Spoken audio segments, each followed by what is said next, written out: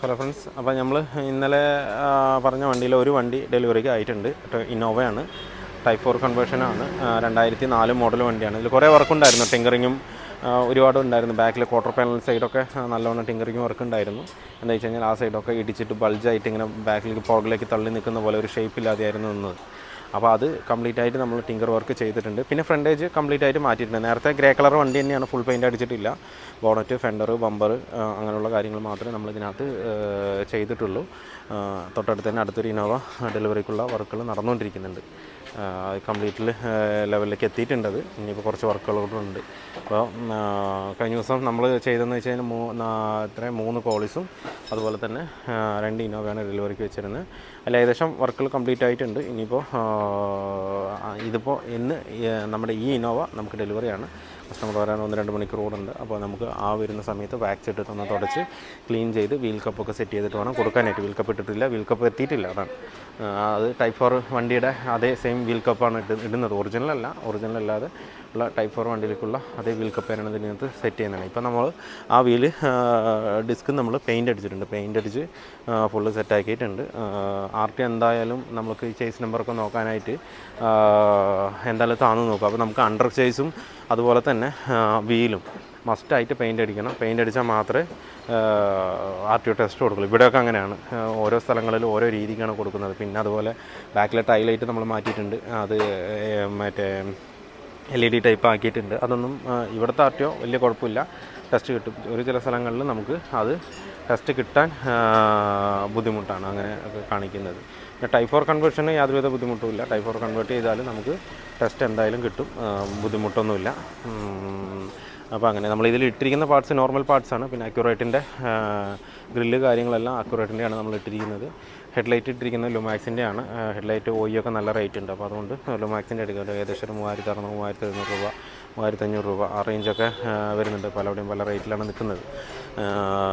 ഒന്നിനും നമുക്ക് correct rate പറയാൻ പറ്റില്ല. നമ്മളിവിടെ മേടിക്കുന്ന റേറ്റ് ആയിരിക്കില്ല പല സ്ഥലങ്ങളിലും അവിടെ മേടിക്കുന്നത്. പല ഇടങ്ങളിലും അതിൻ്റെ ക്വാളിറ്റിയും വ്യത്യാസമുണ്ട്, റേറ്റിനും വ്യത്യാസമുണ്ട്. അതുകൊണ്ടാണ് നമ്മൾ എപ്പോഴും പാർട്സിൻ്റെ റേറ്റ് അധികം നമ്മൾ പറയാത്തത്. പിന്നെ ഇതിനകത്ത് നമ്മൾ സെറ്റ് ചെയ്തിരിക്കുന്ന ഓരോ മറ്റേ ക്ലാമ്പുകളും കാര്യങ്ങളൊക്കെ ഒറിജിനൽ തന്നെ ഇട്ടിരിക്കുന്നത്. എന്താണെന്ന് വെച്ച് കഴിഞ്ഞാൽ അങ്ങനെ ഒറിജിനൽ ഇട്ടാൽ മാത്രം നമുക്ക് ഫിറ്റിങ്സ് കറക്റ്റായിട്ട് വരുള്ളൂ. പ്ലേറ്റ് മസ്റ്റായിട്ട് നമ്മൾ INDD തന്നെ ഇടണം, എന്നാൽ മാത്രമേ ടെസ്റ്റ് കിട്ടുള്ളൂ. അപ്പോൾ ഇതിൽ INDയുടെ പ്ലേറ്റ് എത്തിയിട്ടില്ല. അത് കസ്റ്റമർ തന്നെ ഇടാമെന്നുള്ള രീതിക്ക് പറഞ്ഞുകൊണ്ട് നമ്മളത് ഇട്ടിട്ടില്ല, നമ്പർ പ്ലേറ്റ് സെറ്റ് ചെയ്തിട്ടില്ല. പിന്നെ ഇൻറ്റീരിയലിനും അതുപോലെ അധികം വർക്കുകളോ കാര്യങ്ങളോ ഒന്നും തന്നെ ചെയ്തിട്ടില്ല. കാരണം എന്താ വെച്ച് കഴിഞ്ഞാൽ ഇൻറ്റീരിയൽ പക്ക നീറ്റായിട്ട് തന്നെയാണ് ഇതിനകത്ത് ഇരിക്കുന്നത് തന്നെ അല്ലേ. സീറ്റായാലും ഇൻറ്റീരിയറിൽ ഫുള്ളും പക്ക നീറ്റായിട്ട് തന്നെയാണ് ഇരിക്കുന്നത്. അപ്പോൾ അതുകൊണ്ട് നമ്മൾ ഇൻറ്റീരിയൽ വർക്ക് അധികം ചെയ്തിട്ടില്ല, ഒന്നും തന്നെ ചെയ്തിട്ടില്ല. അല്ലേ, സീറ്റുകളും കാര്യങ്ങളെല്ലാം പക്ക നീറ്റായിട്ട് തന്നെ ഇരിക്കുന്നത്. ഒന്ന് ഇൻറ്റീരിയർ ജസ്റ്റ് ഒന്ന് ക്ലീൻ ചെയ്ത് റെഡിയാക്കിയെന്ന് മാത്രം, വേറെ അതിൻ്റെ ആവശ്യമില്ല. എല്ലാം നീറ്റായിട്ട് തന്നെ ഇരിക്കുന്നതുകൊണ്ട് നമുക്ക് വേറെ ഇൻറ്റീരിയറിൽ വേറെ വർക്ക് ചെയ്യേണ്ട ആവശ്യം വന്നിട്ടില്ല. ഫുൾ പെയിൻറ്റും ചെയ്തിട്ടില്ല, നമ്മൾ മാറ്റിയ പാർട്സ് മാത്രം ചെയ്തിട്ടുണ്ട്. പിന്നെ ടിങ്കറിങ് വർക്ക് ചെയ്ത ഈ ക്വാർട്ടർ പാനൽ 2 ക്വാർട്ടർ പാനലാണ് നമ്മൾ ടിങ്കറിങ് വർക്ക് ചെയ്തിട്ടുള്ളത്. അപ്പോൾ ആ സൈഡ് മാത്രം നമ്മൾ പെയിൻറ്റ് ചെയ്ത് റിയർ ബമ്പറും പെയിൻറ്റ് ചെയ്ത് സെറ്റാക്കിയിട്ടുണ്ട്. ബാക്കിലെ ടൈലൈറ്റ് നമുക്ക് ഈ ഒരു കണ്ടീഷനിലേക്കാണ് വരുന്നത്. LED ടൈപ്പാണ് ചെയ്തിരിക്കുന്നത് ഉണ്ടല്ലേ. നേരത്തെ കസ്റ്റമർ ബാക്ക് ടൈപ്പ് 4 കൺവേർഷൻ ചെയ്തതാണ്, ബാക്ക് മാത്രം ലുമാക്സിൻ്റെ ടൈലൈറ്റാണ് ഇതിനകത്ത് ഉണ്ടായിരുന്നത്. അത് മാറ്റിയിട്ട് അത് മാത്രം നമ്മൾ അപ്ഗ്രേഡ് ചെയ്തിട്ട് ഈ LED ടൈപ്പിലേക്ക് കൊണ്ടുവന്നിട്ടുണ്ട്. പിന്നെ ബാക്കിൽ ആ ക്രോമൊക്കെ നേരത്തെ ഉണ്ടായിരുന്നതാണ്. ക്രോമിൽ വരുന്ന റിഫ്ലാക്ടർ അത് മാത്രം നമ്മൾ മാറിയിട്ടുണ്ട്. എന്ന് വെച്ചാൽ ക്രോമിൽ വരുന്ന റിഫ്ലാക്ടർ സാധാ നോർമൽ ആയതുകൊണ്ട് പെട്ടെന്ന് തന്നെ അത് ഫെയ്ഡ് ആകാൻ സാധ്യത കൂടുതലാണ്. നമ്മളിപ്പോൾ ഇട്ടത് നോർമൽ തന്നെയാണ്, അക്യുറേറ്റിൻ്റെയാണ് ഇട്ടിരിക്കുന്നത്. അതും കുറച്ച് കാലം കഴിഞ്ഞാൽ ഫെയ്ഡ് ആവും. അപ്പോൾ ആ ഒരു റിഫ്ലാക്ടർ മാത്രം മാറിയിട്ടുണ്ട്. എന്ന് വെച്ച് കഴിഞ്ഞാൽ ഇത്രയും നമ്മൾ ചെയ്തിട്ട് ആ റിഫ്ലാക്ടർ നോക്കുമ്പോൾ മൊത്തം ഡിമ്മായിട്ടാണ് കിടക്കുന്നത്. അപ്പോൾ അത് മാറ്റി നമ്മൾ റിഫ്ലാക്ടർ മറ്റേ പുതിയത് ഇട്ടിട്ടുണ്ട്. പിന്നെ കസ്റ്റമർ തന്നെ നേരത്തെ തന്നെ ഇതിന് ബാക്ക് വൈപ്പറൊക്കെ ഈ ഒരു ടൈപ്പിലേക്ക് കൊണ്ടുവന്നിട്ടുണ്ട്, മനസ്സിലായില്ല. പിന്നെ നമുക്ക് ഈ ഒരു മോഡൽ ആയതുകൊണ്ട് ബാക്കിലേക്ക് റിഫ്ലാക്ടർ വരുന്നുണ്ട്. ഇതിനകത്ത് നമുക്ക് ബമ്പറിൽ റിഫ്ലാക്ടർ വേറെ എക്സ്ട്രാ ഫിറ്റ് ചെയ്യേണ്ട ആവശ്യം വരുന്നുണ്ട്. അതേപോലെ തന്നെ നമ്മൾ ഈ സൈഡും ഫുള്ളായിട്ട് പാച്ച് ചെയ്തിട്ടുണ്ട്. ഈ സൈഡ് ശരിക്കും നമ്മൾ ഈ സൈഡിൽ നിന്ന് നോക്കുമ്പോൾ ഇങ്ങനെ പുറമേ തള്ളിയിട്ടായിരുന്നു നിന്നിട്ടുണ്ടായിരുന്നു. പിന്നെ അത് നമ്മൾ തട്ടി കറക്റ്റാക്കി ക്ലിയറാക്കി എല്ലാം സെറ്റ് ചെയ്തിട്ടുണ്ട്. അത്യാവശ്യം ഉള്ളിൽ നല്ലവണ്ണം പാച്ച് ഉണ്ടായിരുന്നു. 2 സൈഡും ഉള്ളിൽ പാച്ച് ഉണ്ടായിരുന്നു. നമ്മളെല്ലാം ക്ലിയറാക്കി ഫുള്ള് പെയിൻറ്റ് ചെയ്ത് സെറ്റാക്കിയിട്ടുണ്ട്.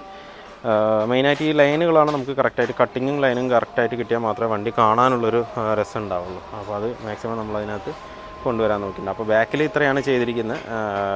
നേരത്തെ ചെയ്ത് ഡിക്കിയിൽ നമ്മൾ നേരത്തെ ഇവിടെ ലുമാക്സിൻ്റെ ഹെഡ്ലൈറ്റ് മാറ്റി ഈ ഒരു LED ടൈപ്പ് മാത്രമേ വെച്ചിട്ടുള്ളൂ. വേറെ ഒന്നും ഇതിനകത്ത് ചെയ്തിട്ടില്ല. പിന്നെ ക്രോമും കാര്യങ്ങളൊക്കെ നേരത്തെ തന്നെ കസ്റ്റമർ എല്ലാം ചെയ്തിട്ടുണ്ട് ഇതിനകത്ത്. അതുകൊണ്ട് അതിലൊന്നും നമുക്ക് ഉറക്ക് വന്നിട്ടില്ല. പിന്നെ നമ്മൾ ആ ഫോഗ് ലാമ്പ് ഫ്രണ്ടിലെ ഫോഗ് ലാമ്പും മാറ്റിയിട്ടുണ്ട്, അത്രേ ഉള്ളൂ.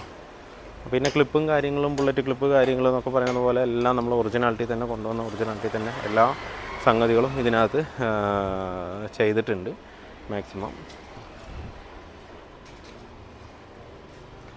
അപ്പോൾ വീഡിയോ എല്ലാവർക്കും ഇഷ്ടമാണ് ലൈക്ക് ചെയ്യുക, ഷെയർ ചെയ്യുക, അതുപോലെ തന്നെ സബ്സ്ക്രൈബ് ചെയ്യാതെ ഞാൻ വീഡിയോ കാണുന്നതിന് സബ്സ്ക്രൈബ് ചെയ്ത് സപ്പോർട്ട് ചെയ്യുക. അപ്പോൾ മറ്റൊരു വീഡിയോയിൽ കാണുന്നവരെ എല്ലാവർക്കും